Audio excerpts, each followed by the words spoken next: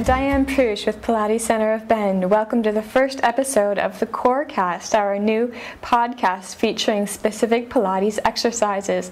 Our first segment is going to cover the pelvic curl. I believe this is appropriate because it's often the first exercise that I teach clients when they come into the studio. It's also often the first exercise that I do when I do a workout. It's perfect for a warm-up to get your back loosened up and to get practicing engaging those lower abdominal muscles. Let's get started with the pelvic curl. You're going to bring your body into a supine or laying down position. I like to start with my legs bent, my heels pretty close to my body, and I use my abs to roll myself down. You can just have your arms next to you if you need that for balance and control. Once you're down, you may adjust your legs to whatever position is comfortable for you. Generally, I like feet to be about 2 to 4 inches apart, or hip joint distance apart, not the outsides of your hips where your joint comes in. Your arms are down by your sides, and we'll start out just by rocking your pelvis to loosen up the back and to find that neutral position. So we'll start out by arching.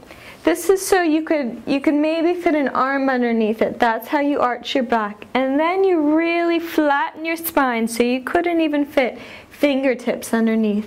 And we'll just go through that range of motion, rocking the pelvis back and forth to loosen the spine. And then we'll come to a neutral position. Neutral position has the pubic bone and the hip bones flat on the same plane, and it's somewhere in between the arched and the completely flat position. This is the beginning and ending position for your back during the pelvic curl.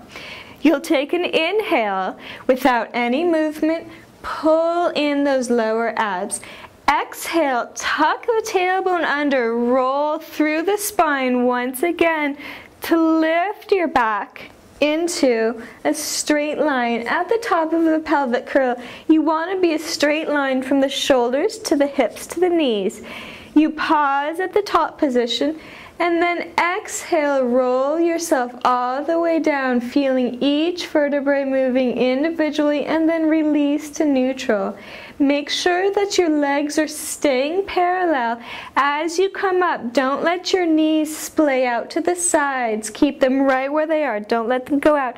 A good trick for making sure that that doesn't happen, and to help you engage the inner thighs and the pelvic floor, is to grab a block. If you don't have a block, try using a thick paperback book or a folded up towel. Keep the glutes relaxed. You want to be using your abs, your hamstrings, and those inner thighs. And exhale, lower all the way back down and release to neutral.